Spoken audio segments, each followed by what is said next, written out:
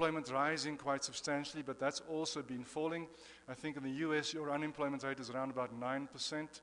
In South Africa, depending on your definition, it can range between 23 and 30%, which is amongst the highest in emerging market economies. Also, another problem is that our human development has remained fairly stagnant, so literacy has been a problem. Health, specifically the HIV/AIDS problem, has been a challenge. And also, we are currently seeing some uncertainty taking place in South Africa, where people are losing a little bit of trust in the future of South Africa and becoming a little less happy or confident in a happy future for all races.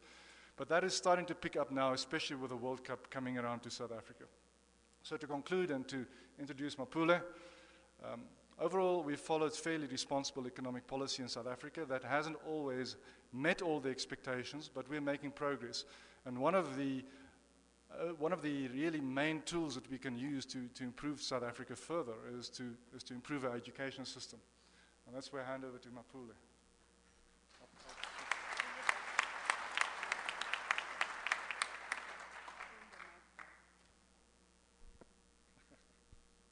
Dumelambo Malebora, good afternoon, ladies and gentlemen. It's quite an honor for me to be here.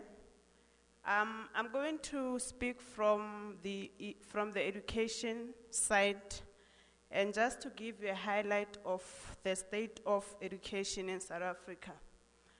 As some of the attempts in education to improve the quality of education, there is more advocacy for learners to take science and technology, also to take commerce as one of the subjects, which includes economics. But then we are sitting with a very big challenge. We all know in the process of change, challenges are a reality you cannot live without. I cannot say everything about the challenges in South Africa. I've specifically picked two, which relates to economics only. The two main challenges are we have a number of educators who are still underqualified or less qualified in teaching the subject economics. The other main challenge would be our educators are faced with a new curriculum which came after the new government.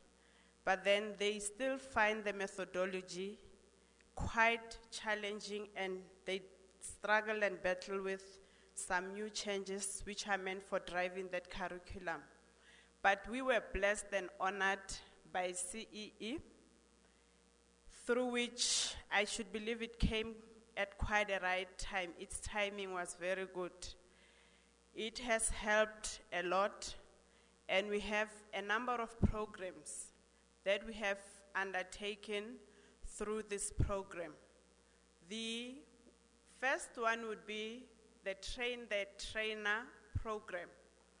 It's a program through which teachers and specialists like myself in the subject are equipped with new methodologies, material, content, a lot of content, which we then take back to our teachers to enrich them, to give them some refresher programs. So it's quite beneficial for us as the education system. The other program is the Train the Writer programs. What does it include? This is a program through which different people will come from different states or countries to develop an item bank wherein you can draw samples and examples of lesson plans. This program is very helpful.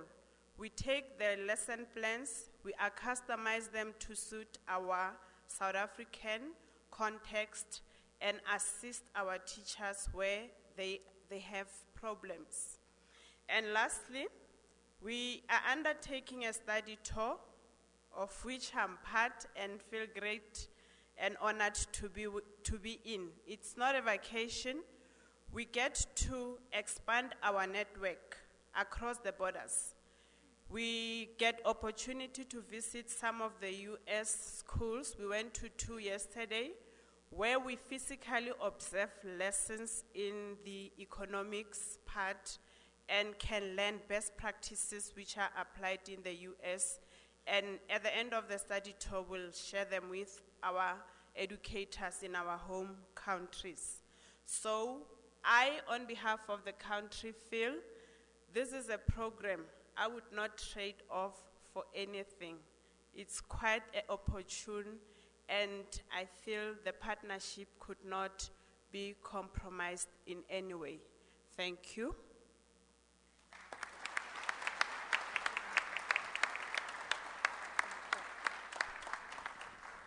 Mapule, Arnold, John, if you'd like to come up.